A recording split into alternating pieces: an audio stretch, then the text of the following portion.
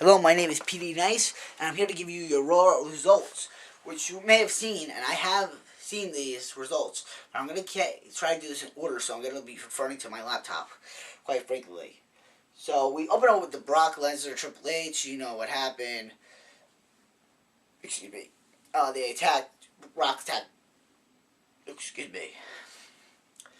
Attacks Vince McMahon, the arm. Then we talk about Paul Bearer. Rest in peace. How they showed the Undertaker and CM Punk going at it, and the Kane match, and winning CM Punk stealing the urn. The show starts out with John Cena with a new yellow shirt. I need to just go on my next slide. There's a joke for I got this. The Rainbow Connection continues. John Cena's colorful shirts. I actually did the joke. His Fruity Pebbles collection continues. Anyway, he says there's a split between Rock and Cena fans.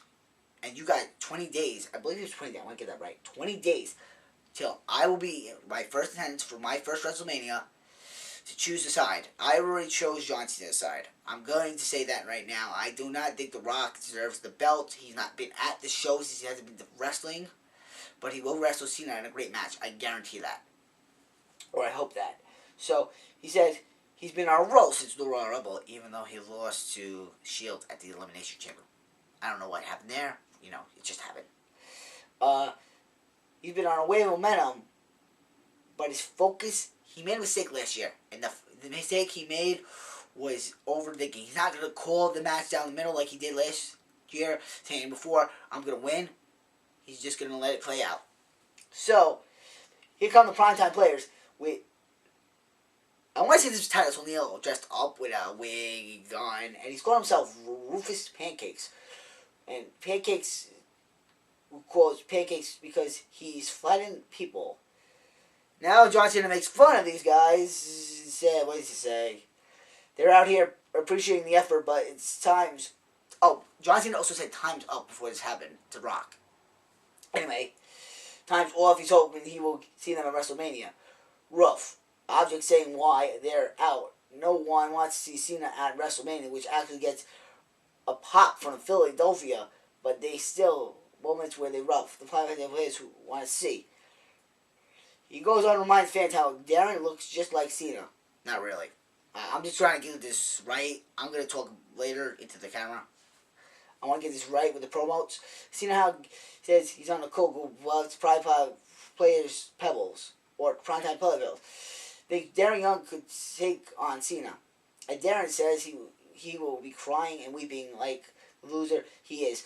Darren also, I remember this one, said he will be losing, crying and weeping, sitting down like he did at the end of WrestleMania last year when he lost to The Rock. They taunt Cena and now it gets serious. Cena challenges to step in the ring. Cena says he will show off what it means to be the WrestleMania main event and the fight is on. So John Cena versus Darren Young with Pancake Patter Jobber. It lasted 4 minutes, 10 seconds. And John Cena pretty much after the commercial break did the elbow, the spin out powerbomb, you can't see me, AA, and we're off. The next thing happened, we show another, I believe it was another, we had a reminder that Undertaker will have a vengeance mind on CM Punk later tonight. Now we have the Shield, the video of the Shield from SmackDown attacking Ryback and Mark Henry doing his World Strong Slams afterwards. We also see the beating with several Strong Slams. Ryback says he won't be running through him like the others. Ryback is walking stage, and now we're coming back for the commercial break. It's David Otunga, and Ryback versus Ryback lasted 1 minute 30 seconds. Classic Grindmatch match. Powerbomb, and scoop slams, power slams, spine buster, ended with shell shock. He said, now Ryback says, I know what he said. He kind of said like, I want to get this right though, so hold on. He made his plan to tear the Shield apart alongside Randy Orton and Sheamus, but promises Mark Henry and him will cross paths. So Henry comes out, Teddy Long comes out, Vicky Guerrero says, this stop. Vicky says, we're not getting in a match. It's gonna be you're out of the match at WrestleMania, the 6-man tag. It's gonna be Ryback versus Mark Henry at WrestleMania, and I'm gonna go on record saying that Ryback shell shocks Mark Henry, gets the win.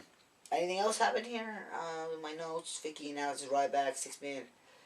More, please. Oh, he lays out, and Ryback lays out Otunga with another shell shock. Finally, it's time for the debut of Fandango. And now, he comes out. He finally gets to the ring for once. Kali comes out. Fandango says, pronounce my name. Tells Natalia. And he warms her up by saying, I want to get this right. Stupid to pronounce. Kali's too stupid to pronounce his name. Natalia is a slice of heaven. I can't even, and says, try to pronounce my name. She's like, go get him, Kali. Kali goes, runs out of the ring. Match never started, and Fandango did not debut. So that's what happens.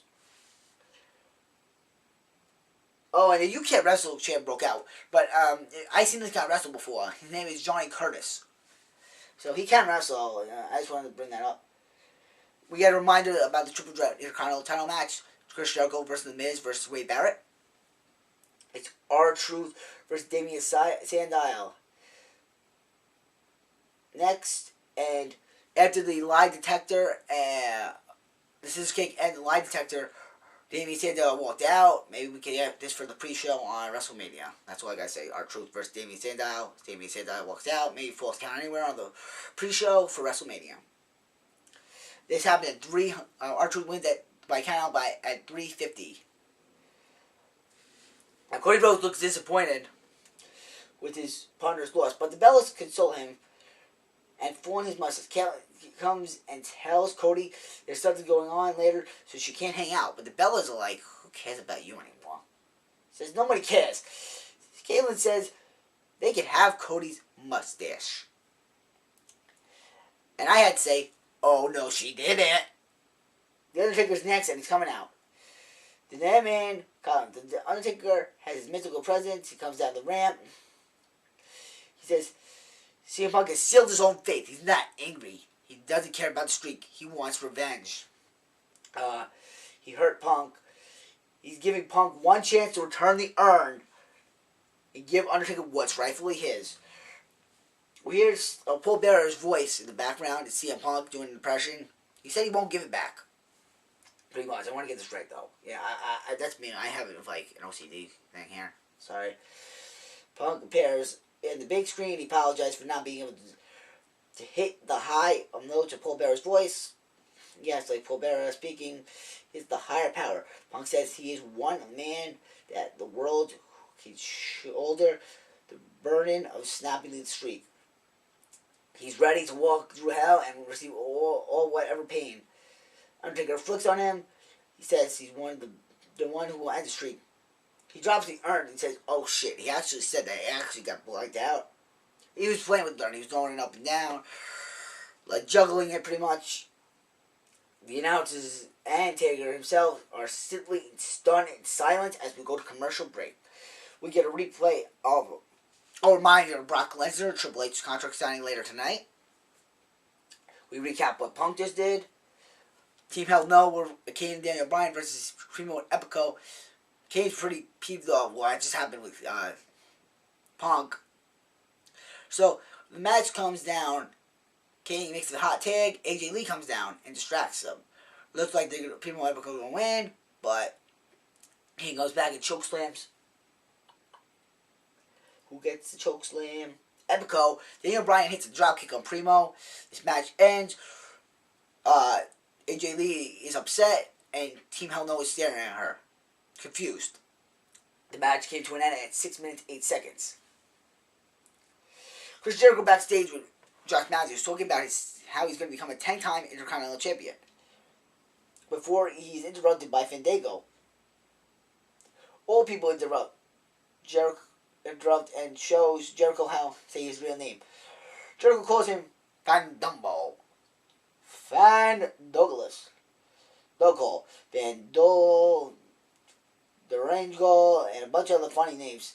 Says Jericho will learn how to pronounce his name. So, I'm going to say it's Fandango versus Chris Jericho, and I hope just for hell of it, he locks him in the walls. Jericho makes him tap out. Sheamus versus Randy Orton versus Sheamus and Randy Orton, the Celtic Vipers versus 3MB is up next. The match for the Shield. Oh no, I'm sorry, that's not up. That's later tonight, and Alberto Del Rio versus Cody Rhodes. And I want to get this right. Mustachio Cody Rhodes is next. So a video actually took place before that, working with nothing but nets to fight malaria in Africa. You can donate and see more of this at WWE.com. Non-title match, 12 minutes, 35 seconds, cross arm breaker. Jack Swagger attacks right after that, and he punishes him. But Del Rio gets the upper hand, goes into Zep Culver, and Swagger beats him down. I'm not gonna look. I can pretty much know. I'll fill you in and everything else later. It was pretty. Locked Ricardo in. He walks away. Jack Swagger walks away. Locks Ricardo in. Snaps his ankle pretty much. Ricardo tries to make a save.